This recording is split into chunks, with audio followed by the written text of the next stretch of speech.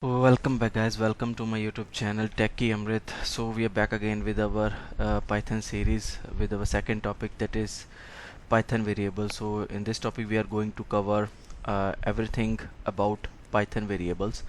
So before I proceed, if you are new to my channel, please subscribe uh, and keep watching my videos. And I also want to request my subscriber, don't go to crowded places, please wear mask, keep sanitizing your hands, stay safe. Okay, let's start. Okay, so what are variables in Python? The variables are container for storing data value. Whatever you like, assign anything value, like if I give x is equal to 5, so or x is equal to like Techie Amrit, it would be a string, so it allots the memory accordingly to that variable, right? Python, there is no special command for like declaring any variable, so it would be like a particular type. It can be any particular type, right? Like here I have written x is equal to 5, so Python knows that okay, it is of type int. So if give x is equal to Sally, then we know that it automatically determines that the value is of string type, so x data type is of string. And variable name would be like, short name would be like x or y or any descriptive name you can give. So there are certain set of rules. It should be like an start with underscore. It cannot be number.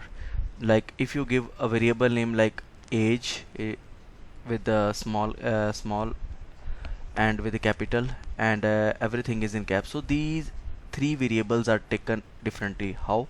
Like case sensitive would be like if a is equal to 4 and capital A is equal to Amrit, so the value a4 is not going to be overwrite this capital A for Techie Amrit, right? So these two are different variables and they will print separately.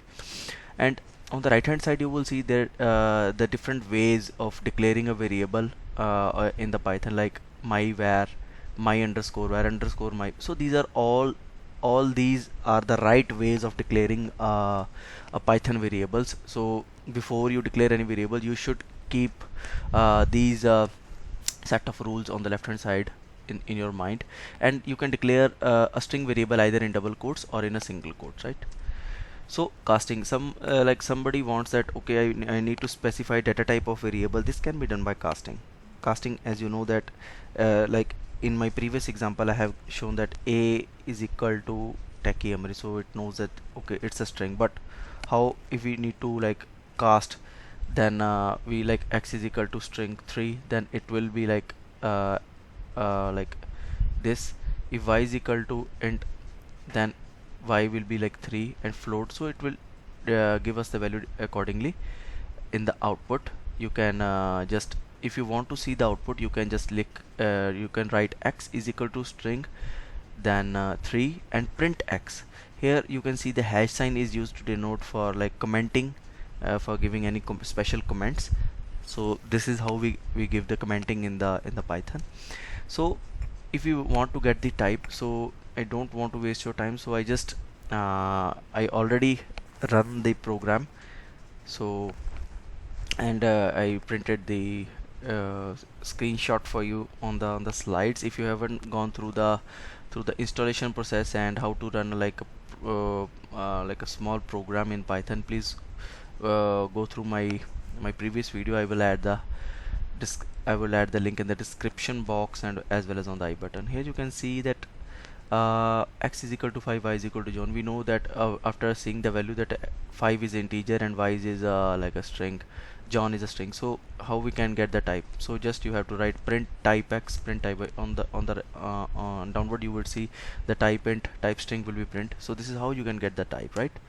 So you can assign a single value or a multiple value. On the top of the screen you would see x comma y comma z. I like orange, banana, cherry. I print like x, y, z. On the right hand side you would see it gives you output like this. If you assign a single value to all the variables like x equal to y equal to z, then you can give this way and you can see the output on the right hand side, right? So this is how you can assign a single or a multiple values. Now output variable. Python print statement is often used for two output variables to combine the text and the variables with using the plus character. So if I give x is equal to Techie Amrit, then in the print we are learning with like awesome or techie Amrit, right? Whatever the text you would write in the X, it will be printed here. So if you write like X is equal to 5, Y is equal to 10, then Python knows that we have to add those values and the output would be 15.